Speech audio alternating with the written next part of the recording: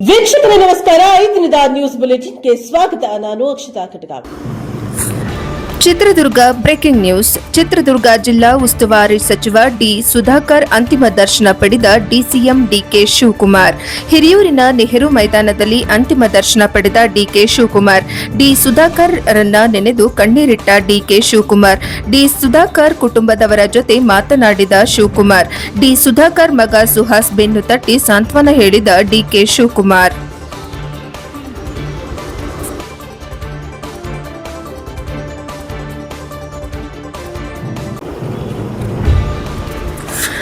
ಬೆಂಗಳೂರು ಗ್ರಾಮಾಂತರ breaking news. Water filter ಕಾಮಗಾರಿ ವಿಚಾರವಾಗಿ 2 ಗುಂಪುಗಳ ನಡುವೆ ಮಾರಾಮಾರಿ. ಸ್ಮಶಾನದಲ್ಲಿ ವಾಟರ್ ಫಿಲ್ಟರ್ ಕಾಮಗಾರಿ ಬೇಡ ಎಂದವರ ಮೇಲೆ ಹಲ್ಲೆ. ದೇವನಹಳ್ಳಿ ತಾಲೂಕಿನ ಸಾವಕನಹಳ್ಳಿ ಗ್ರಾಮದ 142ರ ಸ್ಮಶಾನ ಜಾಗದಲ್ಲಿ ಗಲಾಟೆ. ಸ್ಮಶಾನದಲ್ಲಿ ವಾಟರ್ ಫಿಲ್ಟರ್ ಬೇಡ, ಗ್ರಾಮದ ಮಧ್ಯದಲ್ಲಿ ಮಾಡಿ ಎಂದು ಕೆಲ ಗ್ರಾಮಸ್ಥರ ವಾದ.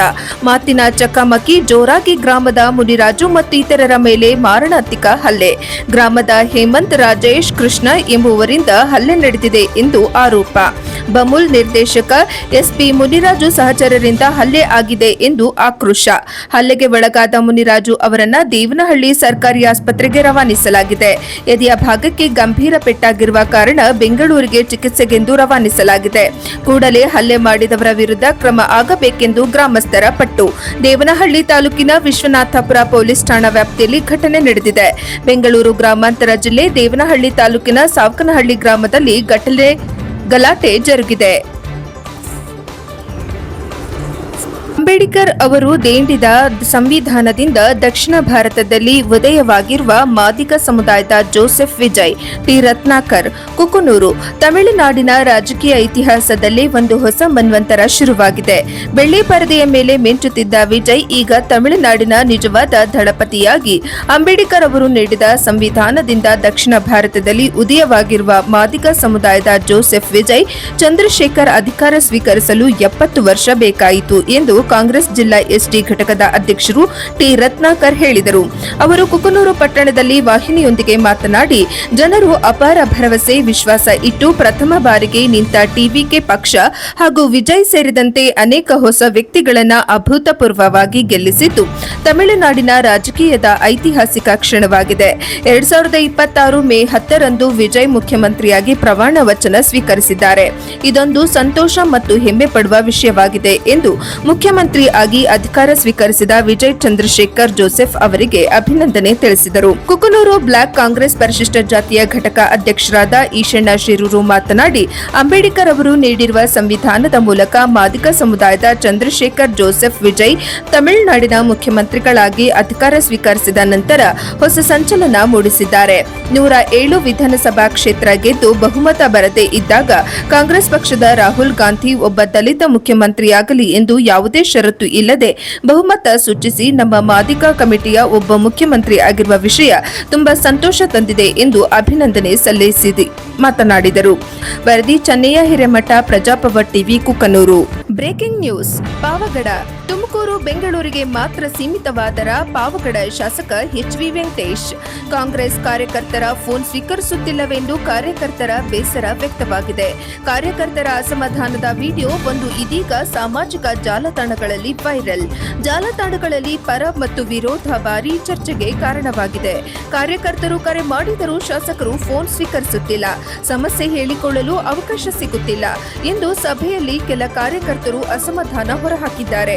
ಶಾಸಕರ ಕೈಗೆ ಸಿಗದಿದ್ದರೆ ವಿಧಾನಸೌಧಕ್ಕೆ ಬಂದು ಭೇಟಿ ಮಾಡುತ್ತೇವೆ ಎಂದು ಕಾರ್ಯಕರ್ತರು ಮನವಿ ಮಾಡಿಕೊಂಡಿರುವುದು ವಿಡಿಯೋದಲ್ಲಿ ಕೇಳಿಬಂದಿದೆ. ತಾಲೂಕಿನ ಚಿನ್ನಮ್ಮನಹಳ್ಳಿಯ ತೋಟದ ಮನೆಯಲ್ಲಿ ನಡೆದ ಸಭೆಯಲ್ಲಿ ಈ ಘಟನೆ ನಡೆದಿದೆ ಎನ್ನಲಾಗಿದೆ. ಜನರ ಸಮಸ್ಯೆ ಯಾರಿಗೆ ಹೇಳಿಕೊಳ್ಳಬೇಕು ಎಂದು ಕೈ ಕಾರ್ಯಕರ್ತರು ಪ್ರಶ್ನೆ ಎತ್ತಿದ್ದಾರೆ. ಇದೀಗ ಶಾಸಕ ಎಚ್.ವಿ. ವೆಂಕಟೇಶ್ ಅವರೇ ಪಾವಗಡದತ್ತ ಸ್ವಲ್ಪ ಗಮನ ಕೊಡಿ ಎಂದು ಜೆಡಿಎಸ್ ಕಾರ್ಯಕರ್ತರು ಕೂಡ ಭಾರೀ ಟೀಕೆ ಮಾಡುತ್ತಿದ್ದಾರೆ.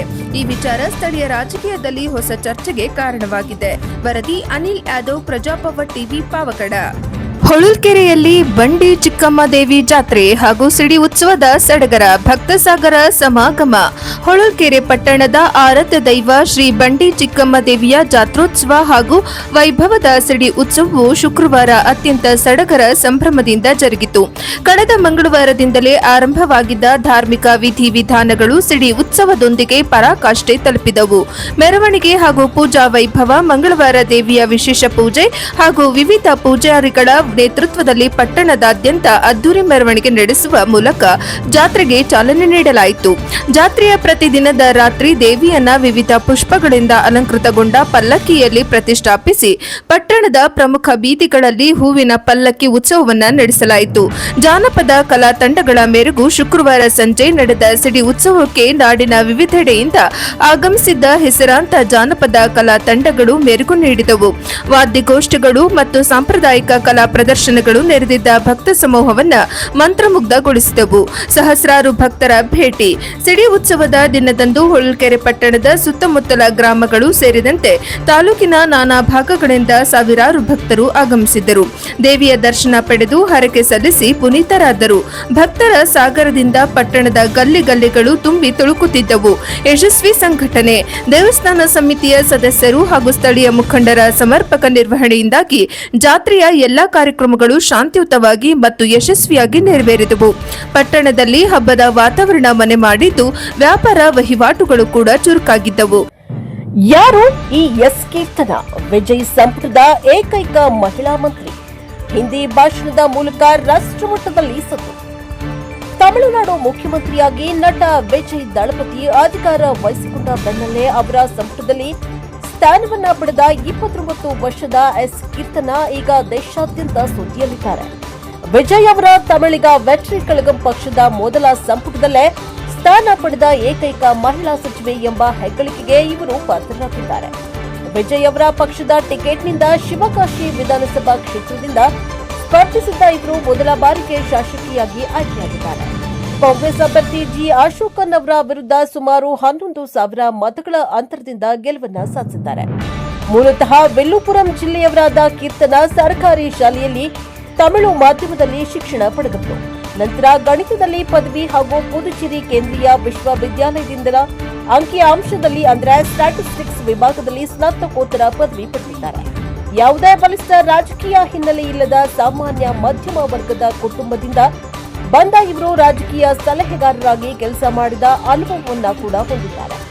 ಸಾಮಾನ್ಯವಾಗಿ ತಮಿಳುನಾಡು ರಾಜಕಾರಣದಲ್ಲಿ ಹಿಂದಿ ಹೇರಿಕೆಯ ವಿರುದ್ಧ ತೀವ್ರ ಪ್ರತಿರೋಧವಿದೆ. ಆದರೆ ಕೀರ್ತನ ಅವರು ಹಿಂದಿ ಭಾಷೆಯಲ್ಲಿ ನಿರರ್ಗಳವಾಗಿ ಮಾತನಾಡುವ ಮೂಲಕ ಎಲ್ಲರ ಗಮನ ಸೆಳೆದಿದ್ದಾರೆ. ಅಸ್ಸಾಂ ಮುಖ್ಯಮಂತ್ರಿಯಾಗಿ ಮತ್ತೊಮ್ಮೆ ಹಿಮಂತ ಬಿಸ್ವಾ ಶರ್ಮಾ ಆಯ್ಕೆ. ನಾಳೆ ಪ್ರಮಾಣ ವಚನ ಸ್ವೀಕಾರ. ಹೇಮವಂತ್ ಬಿಸ್ವಾ ಶರ್ಮಾ ಅವರು 2ನೇ ಬಾರಿಗೆ ಅಸ್ಸಾಂ ಮುಖ್ಯಮಂತ್ರಿಯಾಗಿ ಅಧಿಕಾರ ವಹಿಸಿಕೊಳ್ಳಲು ಸಜ್ಜಾಗಿದ್ದಾರೆ. ನಿನ್ನೆ ನಡೆದ ಎನ್ಡಿಎ ಶಾಸಕಾಂಗ ಪಕ್ಷದ ಸಭೆಯಲ್ಲಿ ಅವರನ್ನ ಸರ್ವಾನುಮತದಿಂದ ನಾಯಕರನ್ನಾಗಿ ಆಯ್ಕೆ ಮಾಡಲಾಗಿದೆ. ಅಸ್ಸಾಂನಲ್ಲಿ ಬಿಜೆಪಿಯನ್ನ ಸತತ 2ನೇ ಬಾರಿಗೆ ಅಧಿಕಾರಕ್ಕೆ ತರುವಲ್ಲಿ ಶರ್ಮಾ ಪ್ರಮುಖ ಪಾತ್ರವನ್ನ ವಹಿಸಿದ್ದಾರೆ. ಅಸ್ಸಾಂ ರಾಜಧಾನಿ ಗುವಾಹಟಿಯಲ್ಲಿ ಭಾನುವಾರ ನಡೆದ ಪ್ರಮುಖ ಸಭೆಯಲ್ಲಿ ಬಿಜೆಪಿ ಮತ್ತು ಅದರ ಮಿತ್ರ ಪಕ್ಷಗಳಾದ ಎಜಿಪಿ ಮತ್ತು ಯುಪಿಪಿಎಲ್ ಶಾಸಕರು ಶರ್ಮಾ ಅವರನ್ನ ತಮ್ಮ ನಾಯಕನೆಂದು ಘೋಷಿಸಿದ್ದಾರೆ. ಅಸ್ಸಾಂನಲ್ಲಿ ಬಿಜೆಪಿಯನ್ನ ಸತತವಾಗಿ 2ನೇ ಬಾರಿಗೆ ಅಧಿಕಾರಕ್ಕೆ ತರುವಲ್ಲಿ ಪ್ರಮುಖ ಪಾತ್ರ ವಹಿಸಿದ ಶರ್ಮಾ ಅವರಿಗೆ ಹೈಕಮಾಂಡ್ ಮತ್ತೊಮ್ಮೆ ಮನ್ನಣೆಯನ್ನ ನೀಡಿದೆ. ಇತ್ತೀಚೆಗೆ ನಡೆದ ಅಸ್ಸಾಂ ವಿಧಾನಸಭಾ ಚುನಾವಣೆಯಲ್ಲಿ ಎನ್ಡಿಎ ಮೈತ್ರಿಕೂಟವು ಸ್ಪಷ್ಟ ಬಹುಮತವನ್ನ ಪಡೆದುಕೊಂಡಿತ್ತು. 126 ಕ್ಷೇತ್ರಗಳ ಪೈಕಿ ಎನ್ಡಿಎ 102 ಸ್ಥಾನಗಳನ್ನ ಗಳಿಸಿತ್ತು. ಈ ಮೈತ್ರಿಕೂಟದಲ್ಲಿ ಬಿಜೆಪಿಯೊಂದೇ 82 ಸ್ಥಾನ ಪಡೆದಿದೆ. ಎಜಿಪಿ ಮತ್ತು ಬಿಒಪಿಪಿಎಫ್ ತಲಾ 20 ಸ್ಥಾನ ಗಳಿಸಿವೆ. ನಾಳೆ ನಡೆಯುವ ಈ ಕಾರ್ಯಕ್ರಮದೊಂದಿಗೆ ಅಸ್ಸಾಂನಲ್ಲಿ ಹೊಸ ಸರ್ಕಾರದ ಆಡಳಿತ ಅಧಿಕೃತವಾಗಿ ಆರಂಭವಾಗಲಿದೆ. ಪೂಜೆ ಫಲ ಕೊಡಲಿಲ್ಲ, ಪ್ರಾರ್ಥನೆ ಕೈಗೂಡಲಿಲ್ಲ. ಜಿಲ್ಲಾ ಉಸ್ತುವಾರಿ ಸಚಿವ ಡಿ ಸುಧಾಕರ್ ಅವರು 40 ದಿನಗಳಿಂದ ಆಸ್ಪತ್ರೆಯಲ್ಲಿ ನಡೆಸ್ತಾ ಇದ್ದ ಹೋರಾಟ ಅವರ ಸಾವನ್ನೊಂದಿಗೆ ಭಾನುವಾರ ಕೊನೆಗೊಂಡಿದೆ. ಅವರು ಬದುಕಿ ಬರ್ತಾರೆ ಎಂಬ ವಿಶ್ವಾಸದಿಂದ ಜಿಲ್ಲೆಯಾದ್ಯಂತ ನಡೆದ ಪೂಜೆ ಹೋಮ ಹವನಗಳು ಫಲಗೊಂಡಿಲ್ಲ. ವಿವಿಧ ಧರ್ಮೀಯರು ನಡೆಸಿದ ಪ್ರಾರ್ಥನೆ ಕೈಗೂಡಲಿಲ್ಲ ಎಂಬ ಕೊರಗು ಸಾರ್ವಜನಿಕರಲ್ಲಿ ಮನೆ ಮಾಡಿದೆ. ಮಂಡಿ ಚಿಪ್ಪಿನ ಶಸ್ತ್ರಚಿಕಿತ್ಸೆಗೆ ಹೋದವರು ಶ್ವಾಸಕೋಶದ ಸೋಂಕಿನಿಂದ ಬಳಲ್ತಾ ಇದ್ದಾಗ ಚಳ್ಳಕೆರೆ, ಹಿರಿಯೂರು ಸೇರಿದಂತೆ ಜಿಲ್ಲೆಯ ವಿವಿಧೆಡೆ ಸಾರ್ವಜನಿಕರು ಮರುಗಿದ್ರು. ಅವರ ಬಗ್ಗೆ ಇಲ್ಲ ಸಲ್ಲದ ಸುದ್ದಿಗಳು ಹರಿದಾಡ್ತಾ ಇದ್ದಾಗ ಸುಧಾಕರ್ ಅಭಿಮಾನಿಗಳು ಅವುಗಳನ್ನ ನಂಬಲಿಲ್ಲ. ತಮ್ಮ ನಾಯಕ ಬದುಕಿ ಬರ್ತಾರೆಂಬ ವಿಶ್ವಾಸದಿಂದ ದೇವರ ಮೊರೆ ಹೋದ್ರು. ಹಿಂದೂ, ಮುಸ್ಲಿಂ, ಜೈನ ಸಮುದಾಯದ ಜನರೆಲ್ಲ ಸೇರಿ ಪ್ರಾರ್ಥನೆಯನ್ನ ಸಲ್ಲಿಸಿದ್ರು. ಇನ್ನೂ ಒಂದು ಹೆಜ್ಜೆ ಮುಂದೆ ಹೋಗಿ ಮಹಾಮೃತ್ಯುಂಜಯ ಹೋಮ ನಡೆಸಲಾಯಿತು. ಪ್ರಜ್ಞಾಹೀನ ಸ್ಥಿತಿಯಲ್ಲಿದ್ದ ಸಚಿವರಿಗೆ ದೇವರು ಜೀವದಾನ ಮಾಡ್ತಾನೆ ಎಂದೇ ಜನ ನಂಬಿದ್ರು. ಆದರೆ ಅವರ ನಂಬಿಕೆ, ವಿಶ್ವಾಸಗಳೆಲ್ಲವೂ ಸುಳ್ಳಾಗಿದ್ದು ಸಚಿವ ಸುಧಾಕರ್ ಇಹಲೋಕದ ಯಾತ್ರೆ ಮುಗಿಸಿದ್ದಾರೆ. ಪೊಲೀಸರು ನಗರಸಭೆ ಸಹಯೋಗದೊಂದಿಗೆ ಸೂಕ್ತ ಬ್ಯಾರಿಕೇಡ್ ವ್ಯವಸ್ಥೆ ಮಾಡಿದ್ದು ಅಭಿಮಾನಿಗಳು ಸಾಲಿನಲ್ಲಿ ಬಂದು ಅಂತಿಮ ದರ್ಶನ ಪಡೆಯಲು ವ್ಯವಸ್ಥೆ ಮಾಡಿದ್ರು. ವೃದ್ಧರು, ಮಹಿಳೆಯರು ದರ್ಶನ ಪಡೆಯಲು ಪರದಾಡ್ತಾ ಇದ್ರು. ನೆತ್ತಿ ಕಾಯುವಂತೆ ಸುಡ್ತಾ ಇದ್ದ ಬಿಸಿಲನ್ನ ಲೆಕ್ಕಿಸದೆ ಸಾವಿರಾರು ಸಂಖ್ಯೆಯ ಅಭಿಮಾನಿಗಳು ನೆಹರು ಮೈದಾನದತ್ತ ಸುತ್ತ ಇರುವ ಮರಗಳ ನೆರಳಿನಲ್ಲಿ ಪಾರ್ಥಿವ ಶರೀರದ ದರ್ಶನಕ್ಕಾಗಿ ಕಾದು ಕುಳಿತಿದ್ರು. ಸುಡು ಬಿಸಿಲನ್ನು ಲೆಕ್ಕಿಸದೆ ನೂರಾರು ಸಂಖ್ಯೆಯಲ್ಲಿ ಗ್ರಾಮೀಣ ಭಾಗದಿಂದ ಮಹಿಳೆಯರು ಬಂದಿದ್ರು. ಎಂತಹ ಕಷ್ಟ ಬಂದ್ರೂ ನೀನಿದ್ದೀಯಾ ಎಂಬ ಧೈರ್ಯ ಇತ್ತು. ಯಪ್ಪೋ, ಇನ್ಮೇಲೆ ಯಾರು ನಮ್ಮ ಕೈ ಹಿಡಿತಾರೆ ಎಂದು ನಗರದ ಹರಿಶ್ಚಂದ್ರ ಘಾಟ್ ಬಡಾವಣೆಯ ಕರಿಯಮ್ಮ ಕಣ್ಣೀರು ಹಾಕಿದ್ರು. ಮತ್ತೆ ಕೆಲವರು ಮೈದಾನದಲ್ಲಿ ಹಾಕಿದ್ದ ಶಾಮಿಯಾನದ ಕೆಳಗೆ ಕುಳಿತು ಆಂಬ್ಯುಲೆನ್ಸ್ ಎಲ್ಲಿದೆಯಂತೆ ಎಂದು ಗಳಿಗೆಗೊಮ್ಮೆ ಕಂಡವರನ್ನ ಕೇಳ್ತಾ ಇದ್ರು. ನೆಹರು ಮೈದಾನದ ಹೊರಗೆ ಪ್ರಧಾನ ರಸ್ತೆಯ ಎರಡೂ ಬದಿಯ ನೆರಳಿನಲ್ಲಿ ನೂರಾರು ಸಂಖ್ಯೆಯಲ್ಲಿ ಅಭಿಮಾನಿಗಳು ನಿಂತಿದ್ರು. ಪಾರ್ಥಿವ ಶರೀರ ನೆಹರು ಮೈದಾನ ಪ್ರವೇಶಿಸ್ತಾ ಇದ್ದಂತೆ ಪೂಜೆ ಸಲ್ಲಿಸಿ ಸಾರ್ವಜನಿಕ ದರ್ಶನಕ್ಕೆ ಅವಕಾಶ ಕಲ್ಪಿಸಲಾಯಿತು. ನೂಕು ನುಗ್ಗಲು ತಪ್ಪಿಸಲು ಪೊಲೀಸರು ಸಂಜೆ 6ರವರೆಗೆ ದರ್ಶನಕ್ಕೆ ಅವಕಾಶವಿದೆ, ಸಾವಧಾನವಾಗಿ ಬನ್ನಿ ಎಂದು ಧ್ವನಿ ವರ್ಧಕದಲ್ಲಿ ಮನವಿಯನ್ನ ಮಾಡಿದರು. ಪಾರ್ಥಿವ ಶರೀರ ಹೊತ್ತ ವಾಹನದೊಂದಿಗೆ ಶಾಸಕರಾದ ಟಿ ರಘುಮೂರ್ತಿ, ಕೆಸಿ ವೀರೇಂದ್ರ, ಪುತ್ರ ಸುಹಾಸ್, ಸಹೋದರ ಡಿ ಕುಮಾರ್ ಆಗಮಿಸಿದರು. ಸಂಸದ ಗೋವಿಂದ ಕಾರಜೋಳ್, ಶಾಸಕ ಬಿಜಿ ಗೋವಿಂದಪ್ಪ, ವಿಧಾನ ಪರಿಷತ್ ಸದಸ್ಯ ಡಿಟಿ ಶ್ರೀನಿವಾಸ್, ಮಾಜಿ ಶಾಸಕಿ ಪೂರ್ಣಿಮಾ ಶ್ರೀನಿವಾಸ್, ಜಿಲ್ಲಾ ಪಂಚಾಯಿತಿ ಮಾಜಿ ಅಧ್ಯಕ್ಷ ಎಂ ಜಯಣ್ಣ, ಜಿಲ್ಲಾಧಿಕಾರಿ ಟಿ ವೆಂಕಟೇಶ್, ಜಿಲ್ಲಾ ಪೊಲೀಸ್ ವರಿಷ್ಠಾಧಿಕಾರಿ ರಂಜಿತ್ ಕುಮಾರ್ ಬಂಡಾರು, ಡಿವೈಎಸ್ಪಿ ಶಿವಕುಮಾರ್, ತಹಶೀಲ್ದಾರ್ ಎಂ ಸಿದ್ದೇಶ್, ನಗರಸಭೆ ಪೌರಾಯುಕ್ತ ವಾಸಿಂ ಅಂತಿಮ ದರ್ಶನ ಪಡೆದರು. ಮೃತರ ಗೌರವಾರ್ಥ ನಗರದಲ್ಲಿನ ಅಂಗಡಿಗಳನ್ನು ವರ್ತಕರು ಸ್ವಯಂ ಬಂದ್ ಮಾಡಿದರು.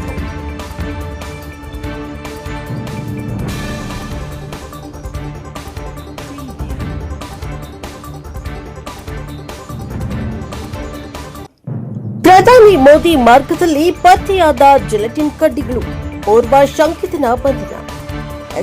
ಆರ್ಟ್ ಆಫ್ ಲಿವಿಂಗ್ ಕಾರ್ಯಕ್ರಮದಲ್ಲಿ ಪಾಲ್ಗೊಳ್ಳಬೇಕಿದ್ದ ಪ್ರಧಾನಿ ಮೋದಿ ಅವರು ಸಂಚರಿಸುವ ಮಾರ್ಗದಲ್ಲಿ ಭಾನುವಾರ ಬೆಳಗ್ಗೆ 2 ಜಿಲೆಟಿನ್ ಕಡ್ಡಿಗಳು ಪತ್ತೆಯಾಗಿವೆ. ಕೆಲಕಾಲ ಆತಂಕದ ವಾತಾವರಣ ಕೂಡ ನಿರ್ಮಾಣವಾಗಿತ್ತು. ಕನಕಪುರ ರಸ್ತೆಯಲ್ಲಿರುವ ಆರ್ಟ್ ಆಫ್ ಲಿವಿಂಗ್ನ ಧ್ಯಾನ ಮಂದಿರ ಉದ್ಘಾಟನೆಗೆ ಪ್ರಧಾನಿ ಮೋದಿ ತೆರಳುವ 1.5 ತಾಸು ಮೊದಲೇ ಕಗ್ಗಲಿಪುರ ಪೊಲೀಸ್ ಠಾಣಾ ವ್ಯಾಪ್ತಿಯ ತಾತಗುಣಿ ಬಳಿಯ ಒಡೆಯರಹಳ್ಳಿ ಗೇಟ್ ಬಳಿ ಬೆಳಗ್ಗೆ 10:30ರ ಸುಮಾರಿಗೆ ಈ ಜಿಲೆಟಿನ್ ಕಡ್ಡಿಗಳು ಪತ್ತೆಯಾಗಿವೆ.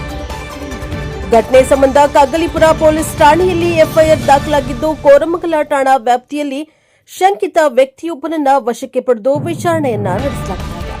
ಈ ನಡುವೆ ಪ್ರಕರಣದ ಕುರಿತು ತನಿಖೆಗೆ ಡಿವೈಎಸ್ಪಿ ನೇತೃತ್ವದಲ್ಲಿ 4 ತನಿಖಾ ತಂಡಗಳನ್ನು ರಚಿಸಲಾಗಿದೆ. ನೈಟ್ಸ್ ರಸ್ತೆ ಜಂಕ್ಷನ್ನಿಂದ ಸುಮಾರು 1 ಕಿಲೋಮೀಟರ್ ಹಾಗೂ ರಸ್ತೆಯಿಂದ ಸುಮಾರು 50 ಮೀಟರ್ ದೂರದಲ್ಲಿರುವ ಕಾಂಪೌಂಡ್ ಬಳಿ ಅನುಮಾನಾಸ್ಪದ ಪ್ಯಾಕೆಟ್ ಒಂದನ್ನ ಕರ್ತವ್ಯ ನಿರತ ಕಾನ್ಸ್ಟೇಬಲ್ ಗಮನಿಸಿದ್ದಾರೆ. ಅದನ್ನ ಪರಿಶೀಲನೆ ನಡೆಸಿದಾಗ ಅದರಲ್ಲಿ 2 ಜಿಲೆಟಿನ್ ಕಡ್ಡಿಗಳು ಕಂಡುಬಂದಿದೆ. ತಕ್ಷಣ ಅವರು ಹಿರಿಯ ಅಧಿಕಾರಿಗಳಿಗೆ ಮಾಹಿತಿಯನ್ನ ನೀಡಿದ್ದಾರೆ. ಕೂಡಲೇ ಐಎನ್ಟಿ ಸಬೋರ್ಟೇಜ್ ಚೆಕ್ ತಂಡ, ಬಾಂಬ್ ನಿಷ್ಕ್ರಿಯ ದಳ, ಎಫ್ಎಸ್ಎಲ್ ತಂಡ ಸ್ಥಳಕ್ಕೆ ದೌಡಾಯಿಸಿ ತೀವ್ರ ತಪಾಸಣೆಯನ್ನ ನಡೆಸಿ ಜಿಲೆಟಿನ್ ಕಡ್ಡಿಗಳನ್ನು ತೆರವುಗೊಳಿಸಿದರು. ಯಾವುದೇ ಅಪಾಯವಿಲ್ಲ ಎಂದು ಖಚಿತವಾದ ನಂತರ ಪ್ರಧಾನಿಗಳು ಆಶ್ರಮಕ್ಕೆ ಭೇಟಿ ನೀಡಿದ್ದಾರೆ. ಇನ್ನು ಘಟನೆ ಸಂಬಂಧ ಬೆಂಗಳೂರು ನಗರ ಪೊಲೀಸರು ಮತ್ತು ರಾಮನಗರ ಪೊಲೀಸರು ಜಂಟಿಯಾಗಿ ತನಿಖೆಯನ್ನ ನಡೆಸ್ತಾ ಇದ್ದಾರೆ. ಎಚ್ಎಎಲ್ ವಿಮಾನ ನಿಲ್ದಾಣದಲ್ಲಿ ನಡೆದ ಬಿಜೆಪಿ ಕಾರ್ಯಕ್ರಮದ ನಂತರ ಕನಕಪುರ ರಸ್ತೆಯಲ್ಲಿರುವ ಆರ್ಟ್ ಆಫ್ ಲಿವಿಂಗ್ನ ಧ್ಯಾನ ಮಂದಿರ ಉದ್ಘಾಟನೆಗೆ ಪ್ರಧಾನಿ ತೆರಳಬೇಕಿತ್ತು. ಆದರೆ ಅದಕ್ಕೂ ಮುನ್ನ ಜಿಲೆಟಿನ್ ಕಡ್ಡಿ ಪತ್ತೆಯಾದ ಹಿನ್ನೆಲೆಯಲ್ಲಿ ಪೊಲೀಸರು ಹೈ ಅಲರ್ಟ್ ಘೋಷಿಸಿದರು. ಎಚ್ಎಎಲ್ ಏರ್ಪೋರ್ಟ್ನಿಂದ ಕನಕಪುರ ರಸ್ತೆಯಲ್ಲಿರುವ ಆರ್ಟ್ ಆಫ್ ಲಿವಿಂಗ್ ವರೆಗೂ ಪೊಲೀಸರು ಹದ್ದಿನ ಕಣ್ಣಿಟ್ಟಿದ್ರು. ಆದರೆ ಯಾವುದೇ ಅನಾಹುತ ಸಂಭವಿಸದ ಹಿನ್ನೆಲೆಯಲ್ಲಿ ಪೊಲೀಸರು ನಿಟ್ಟುಸಿರನ್ನ ಬಿಟ್ಟಿದ್ದಾರೆ. ಪ್ರಧಾನಿ ಸಾಗುವ ದಾರಿ ಉದ್ದಕ್ಕೂ 7 ಹಂತದ ಭದ್ರತೆಯನ್ನ ಕಲ್ಪಿಸಲಾಗಿದೆ. ಅಲ್ಲದೆ ಒಂದು ವಾರ ಮುಂಚಿತವಾಗಿ ತೀವ್ರ ಪರಿಶೀಲನೆಯನ್ನ ನಡೆಸುತ್ತಾರೆ. ಇದರ ನಡುವೆಯೂ ಜಿಲೆಟಿನ್ ಕಡ್ಡಿಗಳು ಪತ್ತೆಯಾಗಿರುವುದು ಪೊಲೀಸರ ತಲೆ ಬಿಸಿಯನ್ನ ಹೆಚ್ಚಿಗೆ ಮಾಡಿದೆ. ಬೆಳಗ್ಗೆ 8 ಗಂಟೆಯಿಂದ ಸುಮಾರಿಗೆ ತುರ್ತು ಸಹಾಯವಾಣಿ 112ಕ್ಕೆ ಅಪರಿಚಿತ ವ್ಯಕ್ತಿಯೊಬ್ಬ ಕರೆ ಮಾಡಿ ಆರ್ಟ್ ಆಫ್ ಲಿವಿಂಗ್ ಬಳಿ ಸ್ಫೋಟ ನಡೆಸುತ್ತೇನೆ ಎಂದು ಬೆದರಿಕೆ ಹಾಕಿದ್ದ. ಇದರಿಂದ ತಕ್ಷಣ ಅಲರ್ಟ್ ಆದ ಬೆಂಗಳೂರು ಮತ್ತು ರಾಮನಗರ ಪೊಲೀಸರು ತಪಾಸಣೆಯನ್ನ ಚುರುಕುಗೊಳಿಸಿದರು. ಬೆಂಗಳೂರು ಪೊಲೀಸರು ತಕ್ಷಣ ಎಚ್ಎಎಲ್ ಬಳಿ ತೀವ್ರ ಶೋಧ ನಡೆಸಿದ್ದಾರೆ. ಈ ಮಧ್ಯೆ ರಾಮನಗರ ಪೊಲೀಸರು ಆರ್ಟ್ ಆಫ್ ಲಿವಿಂಗ್ ಸುತ್ತಮುತ್ತ ತೀವ್ರ ತಪಾಸಣೆ ನಡೆಸಿದಾಗ ಆಶ್ರಮದ ಹೊರಗಿನ ರಸ್ತೆಯ 50 ಮೀಟರ್ ದೂರದಲ್ಲಿ ಕಸದ ಬಳಿ 5 ಇಂಚಿನ 2 ಜಿಲೆಟಿನ್ ಕಡ್ಡಿಗಳು ಪತ್ತೆಯಾಗಿವೆ. ಸ್ಫೋಟದ ಬೆದರಿಕೆ ಕರೆ ಮಾಡಿದ್ದ ಶಂಕೆ ಮೇರೆಗೆ ಕೋರಮಂಗಲ ಠಾಣೆ ಪೊಲೀಸರು 40 ವರ್ಷದ ಲೋಹಿತ್ ಎಂಬಾತನನ್ನ ಕೋರಮಂಗಲದ ಕೆಎಚ್ಬಿ ಕಾಲೋನಿಯಲ್ಲಿ ವಶಕ್ಕೆ ಪಡೆಯಲಾಗಿದೆ. ಈತನನ್ನ ರಹಸ್ಯ ಸ್ಥಳದಲ್ಲಿರಿಸಿ ಆಗ್ನೇಯ ವಿಭಾಗದ ಡಿಸಿಪಿ ಮೊಹಮ್ಮದ್ ಸುಜೀತಾ ಅವರು ವಿಚಾರಣೆಯನ್ನ ನಡೆಸ್ತಾ ಇದ್ದಾರೆ. ಈ ವೇಳೆ ಈತ ಹಿಂದೆಯೂ ಗಣ್ಯರು ನಗರಕ್ಕೆ ಬಂದಾಗಲೆಲ್ಲ ಇದೇ ರೀತಿ ಹುಸಿ ಬಾಂಬ್ ಕರೆ ಮಾಡ್ತಾ ಇದ್ದ ವಿಷಯ ಬಯಲಾಗಿದೆ. ಹಿಂದೆ ಈತನನ್ನ ವಶಕ್ಕೆ ಪಡೆದಿದ್ದಾಗ ಮಾನಸಿಕ ಸ್ಥಿತಿ ಸರಿಯಿಲ್ಲ ಎಂಬ ಕಾರಣಕ್ಕೆ ಎಚ್ಚರಿಕೆಯನ್ನ ನೀಡಿ ಬಿಟ್ಟು ಕಳಿಸಲಾಗಿತ್ತು. ಲೋಹಿತ್ ಪದವೀಧರನಾಗಿದ್ದು ಈತನ ತಂದೆ ತಾಯಿ ಸರ್ಕಾರಿ ನೌಕರಿಯಲ್ಲಿದ್ದಾರೆ. ಕೌಟುಂಬಿಕ ವಿಚಾರದಿಂದಾಗಿ ಖಿನ್ನತೆಗೆ ಒಳಗಾಗಿದ್ದು ಚಿಕಿತ್ಸೆ ಕೂಡ ಪಡಿತಾ ಇದ್ದಾರೆ. ದೇಶದ ಪ್ರಧಾನಿಗಳ ನಿಗದಿತ ಸಂಚಾರದ ರಸ್ತೆಯಲ್ಲೇ ಜಿಲೆಟಿನ್ ಕಡ್ಡಿಗಳು ಪತ್ತೆಯಾಗಿರುವುದು ಗಂಭೀರ ಭದ್ರತಾ ಲೋಪ ಮಾತ್ರವಲ್ಲ, ರಾಜ್ಯದ ಕಾಂಗ್ರೆಸ್ ಸರ್ಕಾರದ ಗಂಭೀರ ವೈಫಲ್ಯ ಎಂದು ಬಿಜೆಪಿ ರಾಜ್ಯಾಧ್ಯಕ್ಷ ಬಿವೈ ವಿಜಯೇಂದ್ರ ಆಕ್ರೋಶ ವ್ಯಕ್ತಪಡಿಸಿದ್ದಾರೆ. ಕಾಂಗ್ರೆಸ್ ಸರ್ಕಾರದ ಆಳ್ವಿಕೆಯಲ್ಲಿ ರಾಜಧಾನಿ ಬೆಂಗಳೂರು ಸೇರಿದಂತೆ ರಾಜ್ಯದಲ್ಲಿ ಕಾನೂನು ಸುವ್ಯವಸ್ಥೆ ಮತ್ತು ಭದ್ರತೆ ಸಂಪೂರ್ಣ ಕುಸಿದಿದೆ.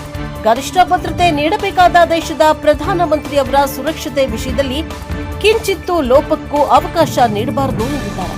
ಇಂತಹ ಸೂಕ್ಷ್ಮ ಗಂಭೀರ ವಿಷಯವನ್ನ ರಾಜ್ಯ ಸರ್ಕಾರ ಗಂಭೀರವಾಗಿ ಪರಿಗಣಿಸಬೇಕು. ಶೀಘ್ರದಲ್ಲೇ ಕೂಲಂಕುಷ ತನಿಖೆ ನಡೆಸಿ ಕೃತ್ಯದ ಹಿಂದಿನ ದುಷ್ಕರ್ಮಿಗಳನ್ನ ಪತ್ತೆ ಮಾಡಿ ಶಿಕ್ಷಿಸಬೇಕು. ಜೊತೆಗೆ ನಿರ್ಲಕ್ಷ್ಯ ವಹಿಸಿದ ಅಧಿಕಾರಿಗಳ ವಿರುದ್ಧವೂ ಕಠಿಣ ಕ್ರಮವನ್ನ ಕೈಗೊಳ್ಳಬೇಕು ಎಂದು ಸಾಮಾಜಿಕ ಜಾಲತಾಣದಲ್ಲಿ ಆಗ್ರಹಿಸಿದ್ದಾರೆ.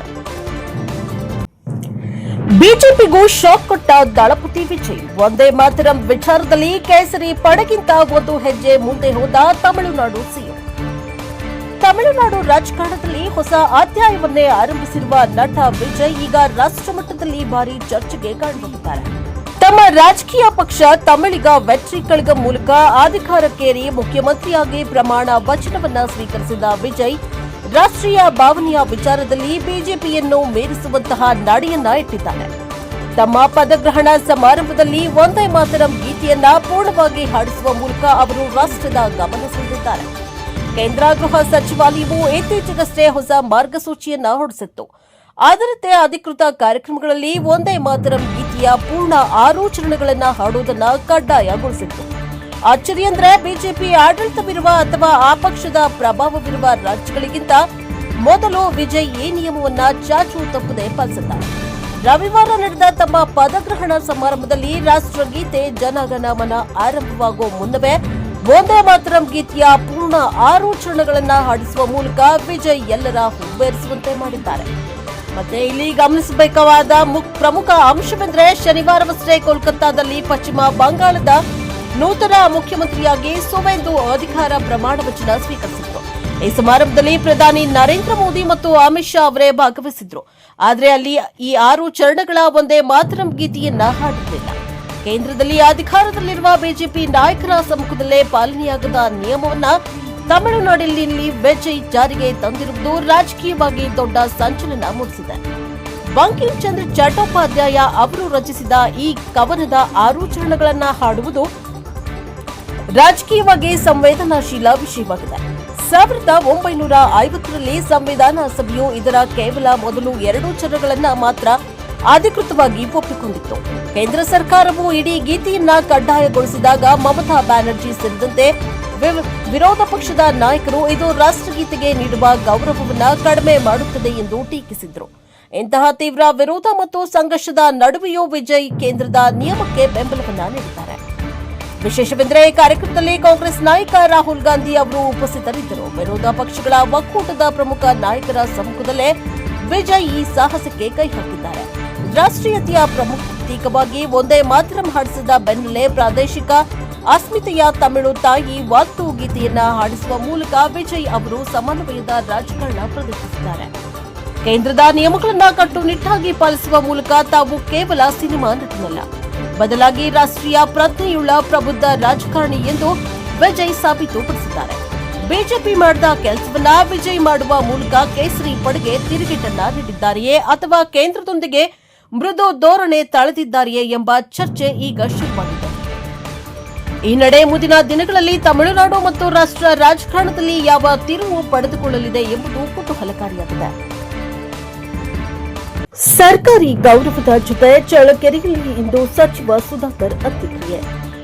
ಭಾನುವಾರ ಮುಂಜಾನೆ ನಿಧನ ಹೊಂದಿದ ಸಚಿವ ಡಿ ಸುಧಾಕರ್ ಅವರ ಪಾರ್ಥಿವ ಶರೀರವನ್ನು ಚಳ್ಳಕೆರೆಯ ಅವರ ನಿವಾಸ ಗೊಮ್ಮಟ ನಿಲಯಕ್ಕೆ ತರಲಾಗಿದ್ದು, ಸೋಮವಾರ ಮಧ್ಯಾಹ್ನ 4 ಗಂಟೆಗೆ ಅಂತ್ಯ ಸಂಸ್ಕಾರ ನೆರವೇರಲಿದೆ. ಇದಕ್ಕೂ ಮೊದಲು ಸೋಮವಾರ ಬೆಳಗ್ಗೆ ಸಚಿವರ ಸ್ವಂತ ಮನೆ ಗೊಮ್ಮಟ ನಿಲಯದಲ್ಲಿ ಮುಂಜಾನೆಯಿಂದಲೇ ಧಾರ್ಮಿಕ ವಿಧಿವಿಧಾನಗಳು ನಡೆಯಲಿವೆ. ಬಳಿಕ ಚಳ್ಳಕೆರೆ ಎಚ್ಪಿಪಿಸಿ ಸರ್ಕಾರಿ ಪ್ರಥಮ ದರ್ಜೆ ಕಾಲೇಜಿನ ಡಿ ಸುಧಾಕರ್ ಮೈದಾನಕ್ಕೆ ಮೃತದೇಹ ಕೊಂಡೊಯ್ದು ಸಾರ್ವಜನಿಕರ ದರ್ಶನಕ್ಕೆ ಅವಕಾಶ ಮಾಡಿಕೊಡಲಾಗುವುದು. ನಂತರ ಮಧ್ಯಾಹ್ನ 4 ಗಂಟೆಗೆ ಚಿತ್ರದುರ್ಗ ರಸ್ತೆಯ ವಿಠ್ಠಲ ನಗರದಲ್ಲಿರುವ ಶಾಂತಕುಮಾರ್ ಮೆಮೋರಿಯಲ್ ಶಟಲ್ ಕೋರ್ಟ್ ಆವರಣಕ್ಕೆ ಮೃತದೇಹವನ್ನು ಕೊಂಡೊಯ್ಯಲಾಗುವುದು.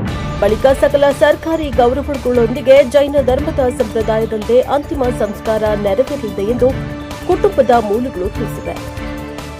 ಮುಖ್ಯಮಂತ್ರಿ ಸಿದ್ದರಾಮಯ್ಯ, ಉಪಮುಖ್ಯಮಂತ್ರಿ ಡಿಕೆ ಶಿವಕುಮಾರ್, ಎಐಸಿಸಿ ಪ್ರಧಾನ ಕಾರ್ಯದರ್ಶಿ ಹಾಗೂ ಕರ್ನಾಟಕ ಉಸ್ತುವಾರಿ ರಣದೀಪ್ ಸಿಂಗ್ ಸುರ್ಜೇವಾಲಾ ಸೇರಿದಂತೆ ಆಡಳಿತಾರೂಢ ಕಾಂಗ್ರೆಸ್ ಸರ್ಕಾರದ ಶಾಸಕರು, ಮಂತ್ರಿಗಳು, ಮುಖಂಡರು ಅಂತ್ಯ ಸಂಸ್ಕಾರದಲ್ಲಿ ಪಾಲ್ಗೊಳ್ಳಲಿದ್ದಾರೆ.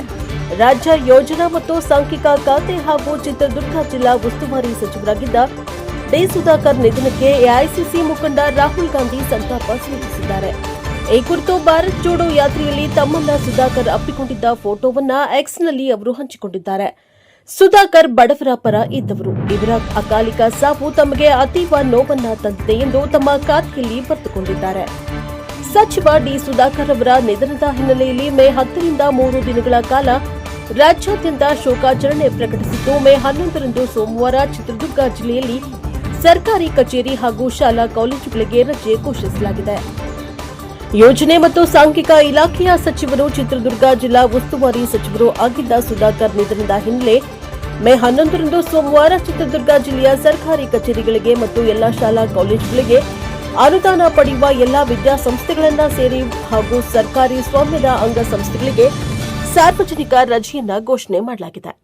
ಮೇ 10ರಿಂದ ಮೇ 12ರವರೆಗೆ ರಾಜ್ಯಾದ್ಯಂತ 3 ದಿನಗಳ ಶೋಕಾಚರಣೆ ಮಾಡಲಾಗುವುದು. ಈ ಅವಧಿಯಲ್ಲಿ ಯಾವುದೇ ಸಾರ್ವಜನಿಕ ಮನರಂಜನಾ ಕಾರ್ಯಕ್ರಮಗಳು ಇರುವುದಿಲ್ಲ.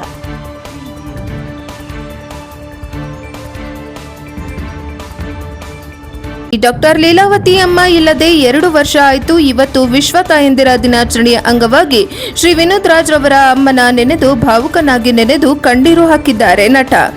ವಿನೋದ್ ರಾಜ್ ರವರ ಕಡೆಯಿಂದ ಎಲ್ಲರಿಗೂ ವಿಶ್ವ ತಾಯಂದಿರ ಅಮ್ಮನ ಶುಭಾಶಯ ಸಲ್ಲಿಸಿದರು. ವರದಿ ವೇದಮೂರ್ತಿ ಪ್ರಜಾಪವ ಟಿವಿ ಬೆಂಗಳೂರು. ವರದಿ ವೇದಮೂರ್ತಿ ಎನ್ಕೆಎಸ್ ಟಿವಿ 4 ಬೆಂಗಳೂರು.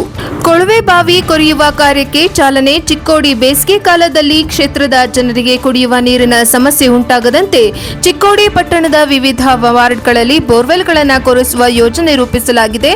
ಅದರ ಅಂಗವಾಗಿ ಚಿಕ್ಕೋಡಿ ಪಟ್ಟಣದ ಹೊಸಪೇಟ ಗಲಿಯ ಇರುವ ಮೈಲಿ ಲಕ್ಷ್ಮಿ ಗುಡಿ ಹತ್ತಿರ ಬೋರ್ವೆಲ್ ಕೊರೆಸುವ ಕಾಮಗಾರಿಗೆ ಶಾಸಕ ಗಣೇಶ್ ಹುಕ್ಕೇರಿ ಅವರು ಚಾಲನೆ ನೀಡಿದರು. ಬಳಿಕ ಮಾತನಾಡಿದ ಅವರು, ಚಿಕ್ಕೋಡಿ ಪಟ್ಟಣದಲ್ಲಿ ವಿವಿಧ ವಾರ್ಡ್ನಲ್ಲಿ 1,20,00,000 ಅನುದಾನದಲ್ಲಿ ನಾಗರಿಕರ ಬೇಡಿಕೆಯಂತೆ ಪ್ರತಿಯೊಂದು ವಾರ್ಡ್ನಲ್ಲಿ ಬೋರ್ವೆಲ್ಗಳ ಅಳವಡಿಸುವ ಕೆಲಸ ಪ್ರಾರಂಭವಾಗಿದೆ. ಬೇಸಿಗೆಗೆ ಕುಡಿಯುವ ನೀರಿನ ಸಮಸ್ಯೆ ಎದುರಾಗಿದ್ದು ಜನಸಾಮಾನ್ಯರಿಗೆ ತೊಂದರೆಯಾಗಿದೆ. ಇದರಿಂದ ಜನರಿಗೆ ಅನುಕೂಲ ಆಗಲಿ ಎಂದು ಮತ್ತು ಪಟ್ಟಣದಲ್ಲಿ 12 ಆರ್ಒ ಪ್ಲಾಂಟ್, ಕುಡಿಯುವ ನೀರಿನ ಘಟಕ ಅಳವಡಿಸಲಾಗುವುದು ಮತ್ತು 38 ಲಕ್ಷದಲ್ಲಿ ವಿಷಯ ಅನುದಾನದಲ್ಲಿ ಚಿಕ್ಕೋಡಿ ಪಟ್ಟಣದಲ್ಲಿರುವ ಹಳೆ ಬಾವಿಗಳ ದುರಸ್ತಿ ಕ್ರಿಯೆ ಯೋಜನೆ ಮಾಡಿ ಜಿಲ್ಲಾಧಿಕಾರಿಗಳ ಮೂಲಕ ಅನುಮೋದನೆ ಮಾಡಲಾಗುವುದು ಎಂದರು. ಈ ಸಂದರ್ಭದಲ್ಲಿ ಮುಖಂಡರಾದ ಅನಿಲ್ ಮಾನೆ, ಖಾದರ್ ಕಮತೆ, ಸಮೀರ್ ಮಾಲಾ, ಮಲ್ಲಿಕ್, ಸೈಯದ್, ಸಿಕಂದರ್ ಶೇಖ್, ಇಸ್ಮಾಯಿಲ್ ದೊಂಗರಕ್ಕೆ, ಸಲೀಂ ಚೌಧರಿ, ವಿಠಲ್ ಮಾಳವಾದೆ, ಸಿದ್ದಪ್ಪ ಕಿಲಾರೆ, ಬಾಪು ಯಾದವ್, ಪ್ರದೀಪ್ ಸಮಾದ ಶೆಟ್ಟಿ, ವಿಜಯ್ ಶಿಂದೆ, ಅಪ್ಪ ಸಾಬಾ ಕುರಳೆ, ಸುರೇಶ್ ಕಿಲಾರೆ, ಅಣ್ಣಪ್ಪ ಶಿಂದೆ ಉಪಸ್ಥಿತರಿದ್ದರು. ಅಂಬೇಡ್ಕರ್ ಅವರಂತ ಶೀಲವಂತ ಜ್ಞಾನಿ ದೇಶದಲ್ಲಿ ಬೇರೊಬ್ಬರಿಲ್ಲ. ಜ್ಞಾನ ಪ್ರಕಾಶ್ ಸ್ವಾಮೀಜಿ. ಚಾಮರಾಜನಗರದ ಹೌಸಿಂಗ್ ಬೋರ್ಡ್ ಕಾಲೋನಿಯಲ್ಲಿ 135ನೇ ಭೀಮೋತ್ಸವ ಸಮಾರಂಭ. ಚಾಮರಾಜನಗರ. ಬಾಬಾ ಸಾಹೇಬ್ ಡಾಕ್ಟರ್ ಬಿಆರ್ ಅಂಬೇಡ್ಕರ್ ಅವರಂತಹ ಶೀಲವಂತ ಜ್ಞಾನವಂತ ದೇಶದಲ್ಲಿ ಬೇರೊಬ್ಬರು ಇಲ್ಲ ಎಂದು ಮೈಸೂರಿನ ಉರುಲಿಂಗ ಪೆದ್ದಿ ಮಠದ ಶ್ರೀ ಜ್ಞಾನ ಪ್ರಕಾಶ ಸ್ವಾಮೀಜಿ ಹೇಳಿದರು.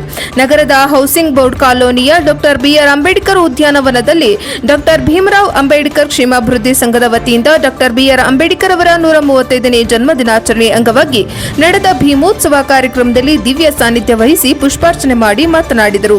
ಅಂಬೇಡ್ಕರ್ ಜಯಂತಿ ಎಂದಾಕ್ಷಣ ನಮಗೆ ಜ್ಞಾಪಕಕ್ಕೆ ಬರಬೇಕಾದದ್ದು ಅಂಬೇಡ್ಕರ್ ಎಂದರೆ ಜ್ಞಾನ, ಅಂಬೇಡ್ಕರ್ ಎಂದರೆ ಶೀಲ, ಅಂಬೇಡ್ಕರ್ ಅವರಂತಹ ಶೀಲವಂತ ಜ್ಞಾನಿ ಮುಂದೆಂದೂ ಯಾರು ಹುಟ್ಟಲ್ಲ, ಹಿಂದೇನು ಯಾರು ಹುಟ್ಟಿಲ್ಲ, ಅಂತಹ ದೊಡ್ಡ ಶೀಲವಂತ ಜ್ಞಾನಿಯಾಗಿದ್ದರು ಎಂದರು. ಕಾರ್ಯಕ್ರಮ ಉದ್ಘಾಟಿಸಿದ ಶಾಸಕ ಎಆರ್ ಕೃಷ್ಣಮೂರ್ತಿ ಮಾತನಾಡಿ, ಬಾಬಾ ಸಾಹೇಬ್ ಡಾಕ್ಟರ್ ಬಿಆರ್ ಅಂಬೇಡ್ಕರ್ ಅವರ ಶೈಕ್ಷಣಿಕವಾಗಿ, ಆರ್ಥಿಕವಾಗಿ, ಸಾಮಾಜಿಕವಾಗಿ ಸ್ವಾವಲಂಬಿ ಬದುಕನ್ನು ಕಲ್ಪಿಸಿಕೊಟ್ಟಿದ್ದಾರೆ. ಹಾಗಾಗಿ ಅನೇಕರು ಎಲ್ಲ ರಂಗದಲ್ಲೂ ಹೊರಹೊಮ್ಮಿರುವುದನ್ನು ನಾವು ಕಾಣುತ್ತೇವೆ ಎಂದರು. ರಾಷ್ಟ್ರ ಮಟ್ಟದಲ್ಲಿ ಪರಿಶಿಷ್ಟ ಜಾತಿಯ ಸಮುದಾಯದವರು ರಾಷ್ಟ್ರಪತಿಯಾಗಿದ್ದಾರೆ, ರಾಜ್ಯಪಾಲರಾಗಿದ್ದಾರೆ, ಉತ್ತರ ಭಾರತದ ರಾಜ್ಯಗಳಲ್ಲಿ ಮುಖ್ಯಮಂತ್ರಿಗಳು ಆಗಿದ್ದಾರೆ. ದಕ್ಷಿಣ ಭಾರತದಲ್ಲಿ ಇನ್ನೂ ಆಗಬೇಕಾಗಿದೆ. ಆಂಧ್ರ ಹೊರತುಪಡಿಸಿದರೆ 60ರ ದಶಕದಲ್ಲಿ ದಾಮೋದರ್ ಸಂಜೀವಯ್ಯನವರು ಪ್ರಥಮ ದಲಿತ ಮುಖ್ಯಮಂತ್ರಿಯಾಗಿ ಹೊರಹೊಮ್ಮುತ್ತಾರೆ. ಅನೇಕರು ಸರ್ವೋಚ್ಚ ನ್ಯಾಯಾಲಯದಲ್ಲಿ ನ್ಯಾಯಾಧೀಶರಾಗಿದ್ದಾರೆ, ರಾಜ್ಯದ ಹೈಕೋರ್ಟ್ ನ್ಯಾಯಾಧೀಶರಾಗಿದ್ದಾರೆ. ಸಮುದಾಯ ಅನೇಕ ಹಿರಿಯರು ಐಪಿಎಸ್, ಐಎಎಸ್, ಫಾರಿನ್ ಸೇವೆಯಲ್ಲೂ ಕೂಡ ಅಂಬೇಡ್ಕರ್ ಅವರು ಕೊಟ್ಟಂತಹ ಶಿಕ್ಷಣದ ಮುಖಾಂತರ ಹೊರಹೊಮ್ಮಿ ರಾಷ್ಟ್ರ, ಅಂತಾರಾಷ್ಟ್ರೀಯ ಮಟ್ಟದಲ್ಲಿ ಸೇವೆ ಮಾಡುವ ಮೂಲಕ ರಾಜ್ಯ, ರಾಷ್ಟ್ರವನ್ನ ಆಳುತ್ತಿದ್ದಾರೆ. ಅಂಬೇಡ್ಕರ್ ಅವರ ವಿಚಾರಧಾರೆಗಳನ್ನು ಅವರ ಅನುಯಾಯಿಗಳಾದ ನಾವೆಲ್ಲರೂ ಯಾವ ರೀತಿಯಲ್ಲಿ ಪಾಲನೆ ಮಾಡುತ್ತಿದ್ದೇವೆ ಎಂಬುದು ಬಹಳ ಮುಖ್ಯವಾಗಿದೆ ಎಂದರು. ಪ್ರತಿಭಾ ಪುರಸ್ಕಾರ. ಎಸ್ಎಸ್ಎಲ್ಸಿ, ಪಿಯುಸಿ ಪರೀಕ್ಷೆಯಲ್ಲಿ ಹೆಚ್ಚು ಅಂಕ ಪಡೆದ ಮಕ್ಕಳಿಗೆ ಪ್ರತಿಭಾ ಪುರಸ್ಕಾರ ನೀಡಿ ಗೌರವಿಸಲಾಯಿತು. ಭೋಗಪುರ ವಸತಿಯುತ ಸರ್ಕಾರಿ ಪ್ರಥಮ ದರ್ಜೆ ಕಾಲೇಜಿನ ಪ್ರಾಂಶುಪಾಲ ಡಾಕ್ಟರ್ ಪಿ ದೇವರಾಜು ಮುಖ್ಯ ಭಾಷಣ ಮಾಡಿದರು. ಕಾರ್ಯಕ್ರಮದಲ್ಲಿ ಮೈಸೂರಿನ ಹೆಚ್ಚುವರಿ ಪೊಲೀಸ್ ಅಧೀಕ್ಷಕ ಸಿ ಮಲ್ಲಿಕ್, ನಗರಸಭೆಯ ಆಯುಕ್ತ ಪರಶುರಾಮ್ ಛಲವಾದಿ, ಜಿಲ್ಲಾ ವಕೀಲರ ಸಂಘದ ಅಧ್ಯಕ್ಷ ಪುಟ್ಟಸ್ವಾಮಿ, ರಾಮಸಮುದ್ರ ಜಿಲ್ಲಾ ಪಂಚಾಯಿತಿ ಮಾಜಿ ಅಧ್ಯಕ್ಷ ಅಯ್ಯನಪುರ ಶಿವಕುಮಾರ್, ಮುಖಂಡ ಮಹೇಶ್ ಕುದಾರ್ ಸೀಮ್ಸ್, ಪ್ರಾಂಶುಪಾಲ KT doctor Ajay Mohanamba, doctor Bhimrao Ambedkar ಕ್ಷೇಮಾಭಿವೃದ್ಧಿ ಸಂಘದ ಅಧ್ಯಕ್ಷ ವಿ ಮಹದೇವಯ್ಯ, ಅಧ್ಯಕ್ಷ ಕೃಷ್ಣರಾಜು, ಉಪಾಧ್ಯಕ್ಷರಾದ ಶಿವಕುಮಾರ್, ಯಶೋಧರ, ಪ್ರಧಾನ ಕಾರ್ಯದರ್ಶಿ ಆರ್ ಶಿವಮೂರ್ತಿ, ಖಜಾಂಚಿ ಎಚ್ವಿ ಕೃಷ್ಣಮೂರ್ತಿ, ಸಹ ಕಾರ್ಯದರ್ಶಿ ಶಿವನಾಗಯ್ಯ, ಸಂಘಟನಾ ಕಾರ್ಯದರ್ಶಿ ದೊರೆಸ್ವಾಮಿ, ಪತ್ರಿಕಾ ಕಾರ್ಯದರ್ಶಿ ಪವನ್ ಕುಮಾರ್, ನಿರ್ದೇಶಕರಾದ B Krishna, HV Yathish, Pratap, Ravi Aras, Kalyanamma, Nagendra, M Nagabasavanna, Shringar, Mallikarjuna Swamy, Prakash ಇತರರು ಹಾಜರಿದ್ದರು. ವರದಿ ಹೊಮ್ಮ ನಂಜುಂಡನಾಯಕ, ಪ್ರಜಾಪವರ್ ಟಿವಿ, ಚಾಮರಾಜನಗರ. ರಾಜ್ಯದಲ್ಲಿ ಬಿಸಿಲಿನ ಪ್ರತಾಪ ಹೆಚ್ಚಾಗಿದ್ದು ಮನುಷ್ಯರ ಜೊತೆಗೆ ಪ್ರಾಣಿಗಳು ಸಹ ಧಗಧಗಿಸುವ ಬಿಸಿಲಿನಿಂದಾಗಿ ಸುಸ್ತಾಗಿವೆ. ಬಿಸಿಲಿನ ಎಫೆಕ್ಟ್ಗೆ ಪ್ರಾಣಿಗಳು ತತ್ತರಿಸಿ ಹೋಗಿವೆ. ಹೀಗಾಗಿ ಮೃಗಾಲಯದ ವನ್ಯಜೀವಿಗಳಿಗೆ ವಿಶೇಷ ಆರೈಕೆ ಮಾಡಲಾಗುತ್ತಿದೆ. ಗದಗಿನ ಬಿಂಕದ ಕಟ್ಟಿ ಪ್ರಾಣಿ ಸಂಗ್ರಹಾಲಯದಲ್ಲಿ ಪ್ರಾಣಿಗಳ ರಕ್ಷಣೆಗೆ ಹೆಚ್ಚುವರಿ ಕಾಳಜಿ ವಹಿಸಿ ಪ್ರಾಣಿಗಳ ರಕ್ಷಣೆಗೆ ವಿಶೇಷ ಪ್ಲಾನ್ ಮಾಡಲಾಗಿದೆ. ಈ ಕುರಿತಾದ ಒಂದು ಸ್ಟೋರಿ ಇಲ್ಲಿದೆ. ಸೂರ್ಯನ ಪ್ರತಾಪಕ್ಕೆ ತತ್ತರಿಸಿದ ವನ್ಯಜೀವಿಗಳು ಬಿಸಿಲಿನ ಎಫೆಕ್ಟ್ ತಡೆಯಲು ಅರಣ್ಯ ಇಲಾಖೆ ಮಾಸ್ಟರ್ ಪ್ಲಾನ್ ಮಾಡಿದೆ. ತಂಪಾದ ಆಹಾರ, ಸ್ಪ್ರಿಂಕ್ಲರ್ ವ್ಯವಸ್ಥೆ, ಮೃಗಾಲಯದ ಪ್ರಾಣಿಗಳು ಫುಲ್ ಕೂಲ್. ಮೃಗಾಲಯಕ್ಕೆ ಆಗಮಿಸಿದ ಪ್ರವಾಸಿಗರು ಫುಲ್ ಖುಷ್. ಹೌದು, ಈಗಾಗಲೇ ರಾಜ್ಯ ಸೇರಿದಂತೆ ಜಿಲ್ಲೆಗಳಲ್ಲೂ ಸಹ ದಿನದಿಂದ ದಿನಕ್ಕೆ ಹೆಚ್ಚುತ್ತಿರುವ ಬಿಸಿಲಿನ ಬೇಗೆ ಅಧಿಕವಾಗುತ್ತಿದೆ. ಬಿಸಿಲಿನ ತಾಪ ಮನುಷ್ಯರನ್ನಷ್ಟೇ ಅಲ್ಲ, ವನ್ಯಜೀವಿಗಳನ್ನು ಕಂಗೆಡಿಸಿದೆ. ಇದನ್ನು ಮನಗಂಡ ಅರಣ್ಯ ಇಲಾಖೆ ವನ್ಯಜೀವಿಗಳ ರಕ್ಷಣೆಗೆ ವಿಶೇಷ ಕ್ರಮಗಳನ್ನು ಕೈಗೊಂಡಿದ್ದಾರೆ. ಗದಗಿನ ಬಿಂಕದ ಕಟ್ಟಿ ಪ್ರಾಣಿ ಸಂಗ್ರಹಾಲಯದಲ್ಲಿ ಬಿಸಿಲಿನ ತಾಪದಿಂದ ವನ್ಯಜೀವಿಗಳನ್ನು ರಕ್ಷಿಸಲು ವಿಶೇಷ ಆರೈಕೆ ಮಾಡಲಾಗುತ್ತಿದೆ.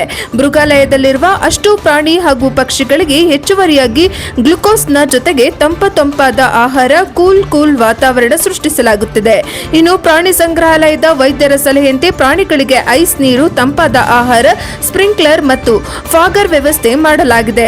ಬಿಸಿಲಿನ ತೀವ್ರತೆಯನ್ನ ಕಡಿಮೆ ಮಾಡಲು ವಿವಿಧ ತಂತ್ರಗಳನ್ನು ಅಳವಡಿಸಿ ಪ್ರಾಣಿ ಪಕ್ಷಿಗಳಿಗೆ ತಂಪನೆಯ ವಾತಾವರಣ ನಿರ್ಮಿಸಿದ್ದಾರೆ. ಹಾಗೆ ಮೃಗಾಲಯದಲ್ಲಿರುವ ಹುಲಿ, ಸಿಂಹ, ಚಿರತೆ, ಕರಡಿ, ಕೃಷ್ಣಮೃಗ, ನರಿ, ನವಿಲು ಸೇರಿದಂತೆ ಅನೇಕ ಪ್ರಭೇದಗಳ ವನ್ಯಜೀವಿಗಳಿಗೆ ವಿಶೇಷ ನಿಗಾ ವಹಿಸಲಾಗುತ್ತಿದೆ. ಬಿಸಿಲಿನ ತಾಪದಿಂದ ರಕ್ಷಿಸಲು ಹಗಲು ರಾತ್ರಿ ಸಿಬ್ಬಂದಿ ಕಣ್ಗಾವಲು ಇಟ್ಟಿದ್ದು ಈ ಬಿರು ಬಿಸಿಲಿನಿಂದ ಯಾವುದೇ ಮೃಗಾಲಯದ ಪ್ರಾಣಿಗಳು ಪ್ರಾಣಿಗಳಿಗೆ ಆರೋಗ್ಯ ಹದಗೆಡದಂತೆ ಶ್ರಮಿಸುತ್ತಿದ್ದಾರೆ. ಬಿಸಿಲಿನ ತೀವ್ರತೆ ಹೆಚ್ಚಿರುವುದರಿಂದ ಪ್ರಾಣಿಗಳಿಗೆ ಹೆಚ್ಚಿನ ಕಾಳಜಿ ವಹಿಸಲಾಗುತ್ತಿದೆ. ತಜ್ಞರ ಸಲಹೆ ಮೇರೆಗೆ ಅಗತ್ಯ ಕ್ರಮಗಳನ್ನು ಕೈಗೊಂಡಿದ್ದಾರೆ. ರಜಾ ದಿನಗಳು ಇರೋದ್ರಿಂದ ಬಿಂಕದ ಕಟ್ಟಿ ಪ್ರಾಣಿ ಸಂಗ್ರಹಾಲಯ ಪ್ರವಾಸಿಗರನ್ನ ಕೈಬೀಸಿ ಕರೆಯುತ್ತಿದೆ. ಹೀಗಾಗಿ ಬೇಸಿಗೆ ಅಂದ್ರೂ ಸಹ ಪ್ರತಿದಿನ ಸಾವಿರಾರು ಜನ ಪ್ರೇಕ್ಷಕರು ಪ್ರಾಣಿ ಸಂಗ್ರಹಾಲಯದ ವೀಕ್ಷಣೆಗೆ ಬರ್ತಿದ್ದಾರೆ. ಕುಟುಂಬ ಸಮೇತವಾಗಿ ಬಂದ ಜನರು ಪ್ರಾಣಿ ಪಕ್ಷಿಗಳ ಕಲರವಕ್ಕೆ ಫಿದಾ ಆಗ್ತಿದ್ದಾರೆ. ಬಿಸಿಲಿನ ತಾಪಕ್ಕೆ ಜನರೇ ತತ್ತರಿಸಿ ಹೋಗ್ತಿದ್ದಾರೆ. ಅಂಥದ್ರಲ್ಲಿ ಪ್ರಾಣಿ ಪಕ್ಷಿಗಳು ಏನು ಮಾಡಬೇಕು? ಹೀಗಾಗಿ ಬಿಂಕದ ಕಟ್ಟಿ ಪ್ರಾಣಿ ಸಂಗ್ರಹಾಲಯದ ಸಿಬ್ಬಂದಿಗಳು ಪ್ರಾಣಿಗಳಿಗೆ ಆಹಾರವನ್ನು ಫ್ರೀಸ್ ಮಾಡಿ ಕೊಡ್ತಿರೋದು ವಿಶೇಷ. ಹಾಗಾಗಿ ಇಲ್ಲಿನ ವೈದ್ಯರು ಹಾಗೂ ಸಿಬ್ಬಂದಿಗಳಿಗೆ ಅಭಿನಂದಿಸುತ್ತಿದ್ದಾರೆ. ಒಟ್ಟಾರೆ ಬಿಸಿಲಿನ ಬಿಸಿ ಹೆಚ್ಚಾದರೂ ವನ್ಯಜೀವಿಗಳ ರಕ್ಷಣೆಗೆ ಅರಣ್ಯ ಇಲಾಖೆ ಕೈಗೊಂಡಿರುವ ಕ್ರಮಗಳು ಮಾನವೀಯತೆಗೂ ಪರಿಸರ ಸಂರಕ್ಷಣೆಗೂ ಉತ್ತಮ ಉದಾಹರಣೆಯಾಗಿ ಬಿಂಕದ ಕಟ್ಟಿ ಪ್ರಾಣಿ ಸಂಗ್ರಹಾಲಯದ ಅಧಿಕಾರಿಗಳು ತಮ್ಮ ಮತ್ತು ಸಿಬ್ಬಂದಿ ಮಾಡ್ತಿರೋ ಈ ಒಳ್ಳೆ ಕೆಲಸಕ್ಕೆ ಪ್ರಾಣಿ ಪ್ರಿಯರು ಭೇಷ್ ಅಂತಿದ್ದಾರೆ. ಸಮಾಜ ಕಟ್ಟಿದಾಗ ಅಂಬೇಡ್ಕರ್ ಕನಸು ನನಸಾಗಲು ಸಾಧ್ಯ. ಚೇತನ್ ಅಹಿಂಸಾ. ಬಾಬಾ ಸಾಹೇಬ್ ಡಾಕ್ಟರ್ BR ಅಂಬೇಡ್ಕರ್ ಅವರು ಸಮಾಜ ಕನಸನ್ನ ಸಂವಿಧಾನದ ಮೂಲಕ ಸಾಕಾರಗೊಳಿಸಲು ಪ್ರಯತ್ನಿಸಿದರು. ನಾವೆಲ್ಲರೂ ಸಮಾಜ ಕಟ್ಟಿದಾಗ ಮಾತ್ರ ಅಂಬೇಡ್ಕರ್ ಅವರ ಕನಸು ಸಂಪೂರ್ಣವಾಗಿ ನನಸಾಗಲು ಸಾಧ್ಯ ಎಂದು ಚಲನಚಿತ್ರ ನಟ ಪ್ರಗತಿಪರ ಚಿಂತಕ ಚೇತನ್ ಅಹಿಂಸಾ ಹೇಳಿದರು. ನಗರದ ಡಾಕ್ಟರ್ BR ಅಂಬೇಡ್ಕರ್ ಬಡಾವಣೆಯಲ್ಲಿ ಬಡಾವಣೆಯ ಯಜಮಾನರು, ಕುಲಸ್ಥರು ಹಾಗೂ ಸರ್ವೋದಯ ಡಾಕ್ಟರ್ BR ಅಂಬೇಡ್ಕರ್ ಸೇವಾ ಸಮಿತಿ ವತಿಯಿಂದ ನಡೆದ ಡಾಕ್ಟರ್ BR ಅಂಬೇಡ್ಕರ್ ಅವರ 135ನೇ ಜನ್ಮದಿನಾಚರಣೆ ಕಾರ್ಯಕ್ರಮವನ್ನು ಉದ್ಘಾಟಿಸಿ ಮಾತನಾಡಿದರು. ಜಾತಿ ತಾರತಮ್ಯ, ಅಸ್ಪೃಶ್ಯತೆ ಇಂದಿಗೂ ಅಲ್ಲಲ್ಲಿ ಕಂಡುಬರುತ್ತಿದೆ. ಸಮಾಜದ ಕನಸು ಇನ್ನೂ ಪೂರ್ಣವಾಗಿ ನನಸಾಗಿಲ್ಲ. ಅದಕ್ಕಾಗಿ ಹೋರಾಟ ನಡೆಯುತ್ತಲೇ ಇದೆ. ದೇಶದಲ್ಲಿ ಕೇವಲ ಕೆಲವರ ಕೈಯಲ್ಲಿ ಸಂಪತ್ತು ಇರದೆ ಆರ್ಥಿಕ ಸಮಾನತೆ ಇರಬೇಕಿದೆ. ಉತ್ತಮ ಸಮಾಜ ಕಟ್ಟಬೇಕು, ಅದು ನಮ್ಮೆಲ್ಲರ ಜವಾಬ್ದಾರಿ. ಅಂಬೇಡ್ಕರ್ ಅವರು ಮಾಡಿ ತೋರಿಸಿದ್ದಾರೆ. ಆ ದಿಕ್ಕಿನಲ್ಲಿ ನಾವೆಲ್ಲರೂ ಸಾಗಬೇಕು ಎಂದರು. ಕಾರ್ಯಕ್ರಮದ ದಿವ್ಯ ಸಾನ್ನಿಧ್ಯ ವಹಿಸಿದ್ದ ಮೈಸೂರಿನ ಉರುಲಿಂಗ ಪೆದ್ದಿ ಮಠದ ಶ್ರೀ ಜ್ಞಾನಪ್ರಕಾಶ ಸ್ವಾಮೀಜಿ ಮಾತನಾಡಿ, ಬಾಬಾ ಸಾಹೇಬ್ ಡಾಕ್ಟರ್ BR ಅಂಬೇಡ್ಕರ್ ಅವರು ಸಂವಿಧಾನದ ಮೂಲಕ ದೇಶದಲ್ಲಿ ಸರ್ವರಿಗೂ ಸಮಾನತೆ ಕಲ್ಪಿಸಿಕೊಟ್ಟಿದ್ದಾರೆ. ಭೋಗಾಪುರ ವಸತಿಯುತ ಸರ್ಕಾರಿ ಪ್ರಥಮ ದರ್ಜೆ ಕಾಲೇಜಿನ ಪ್ರಾಂಶುಪಾಲ ಡಾಕ್ಟರ್ P. ದಯಪಟ್ಟು ಮುಖ್ಯ ಭಾಷಣ ಮಾಡಿದರು.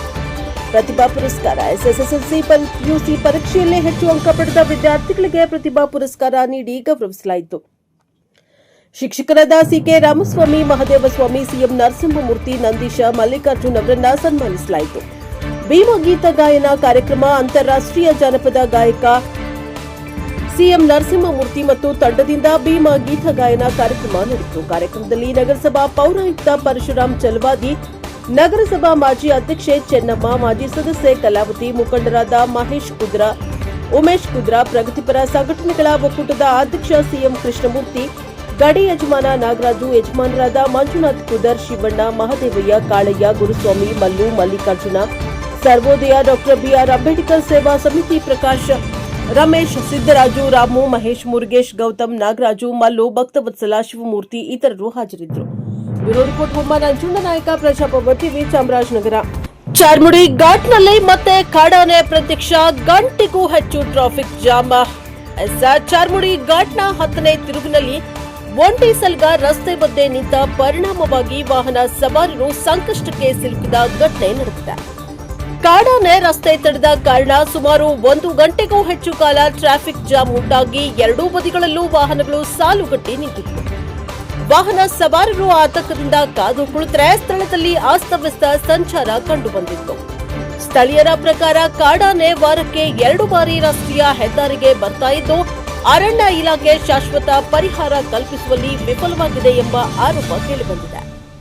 ಚಾರ್ಮುಡಿ ಘಾಟ್ ಮಾರ್ಗದಲ್ಲಿ ಸಂಚರಿಸುವವರು ಎಚ್ಚರಿಕೆಯಿಂದ ವಾಹನ ಚಲಾಯಿಸುವಂತೆ ಅರಣ್ಯ ಇಲಾಖೆ ಸೂಚಿಸಿದೆ.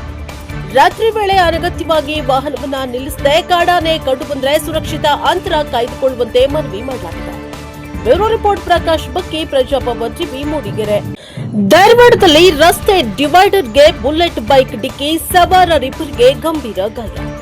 ರಸ್ತೆ ಡಿವೈಡರ್ಗೆ ರಭಸವಾಗಿ ಬುಲೆಟ್ ಬೈಕ್ ಡಿಕ್ಕಿ ಹೊಡೆದ ಪರಿಣಾಮ ಬೈಕ್ ಸವಾರರಿಬ್ಬರಿಗೆ ಗಂಭೀರವಾಗಿ ಗಾಯಗೊಂಡ ಘಟನೆ ಧಾರವಾಡದ NTTF ಬಳಿಯಲ್ಲಿ ತಡರಾತ್ರಿ ಸಂಭವಿಸಿದೆ. ಧಾರವಾಡದ NTTF ಬಳಿ ಭಾನುವಾರ ತಡರಾತ್ರಿ ಈ ದುರ್ಘಟನೆ ನಡೆದಿದೆ. ಹುಬ್ಬಳ್ಳಿ ಮಾರ್ಗವಾಗಿ ಧಾರವಾಡ ನಗರಕ್ಕೆ ತೆರಳುತ್ತಾ ಇದ್ದ ವೇಳೆ ಬೈಕ್ನ ಚಾಲಕನ ನಿಯಂತ್ರಣ ತಪ್ಪಿ ರಸ್ತೆ ಡಿವೈಡರ್ಗೆ ಡಿಕ್ಕಿಯಾಗಿದೆ.